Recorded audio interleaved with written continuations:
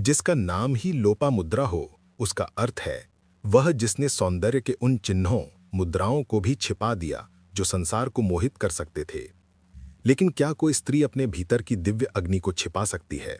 एक ऐसी अग्नि जो केवल भौतिक रूप की नहीं, बल्कि ज्ञान, तप और अधिकार की मांग करती है। यह कहानी उस काल की है जब ऋषि मुनि अपने कठोर तप से ब्रह्मांड को कंपा रहे थे और उनकी शक्ति देवताओं को भी भयभीत करने लगी थी। दक्षिण में विंध्य पर्वत के पार महर्षि अगस्त्य का तेज चारों दिशाओं में फैला हुआ था।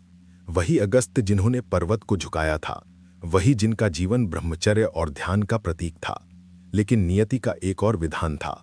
देवताओं ने उनसे कहा कि यदि वे विवाह नहीं करेंगे तो उनकी तपस्या का फल केवल उन्हीं तक सीमित रहेगा। तब अगस्त्य ने एक अभूतपूर्व संकल्प लिया। उन्होंने अपनी योग शक्ति से एक ऐसी स्त्री की रचना की जो रूप, गुण और बुद्धि में सर्वश्रेष्ठ हो और जिसने उन्हें गृहस्थ धर्म का अर्थ सिखाया।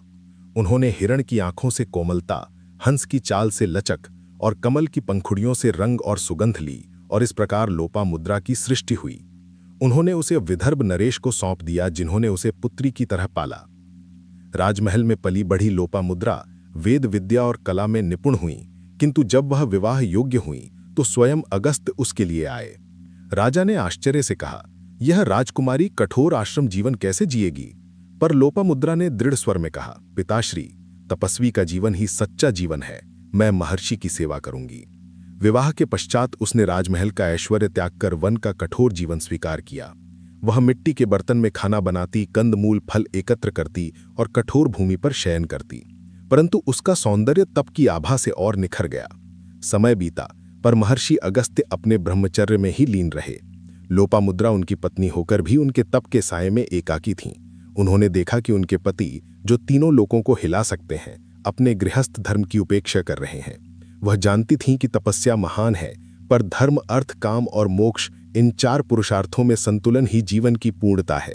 तब एक दिन उन्होंने अगस्त्य के समक्ष अपने अधिकार की मांग रखी। उन्होंने कहा, स्वामी, गृहस्थ धर्म केवल तप नहीं, बल्कि संतान और अर्थ की पूर्ति भी है। मैं विलास नहीं चाहती, पर हमें अपने धर्म का पालन करना चाहिए।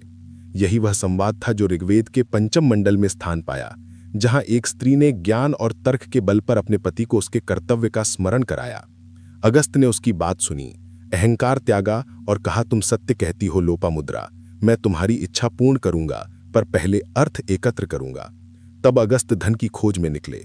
उन्होंने राजा क्रौंच, भद्राश्व और त्रसद दस्यु से दान मांगा, पर पर्याप्त न मिला। अंततः वह इलवला राक्षस के पास पहुंचे, जो अपने भाई वातापी के साथ ऋषियों को मार डालता था। इलवला ने वही चाल चली, वातापी को बकरे के रूप में पकाकर अगस्त्य को परोसा, पर अगस्त्य ने उसे योग शक्ति से वहीं पचा लिया। जब इलवला ने पुकारा, वातापी बाहर आओ, तो अगस्त्य मुस्कुराए, वातापी जीर्णो अस्ति। पराजित इलवला ने उन्हें अपार धन दान में दिया।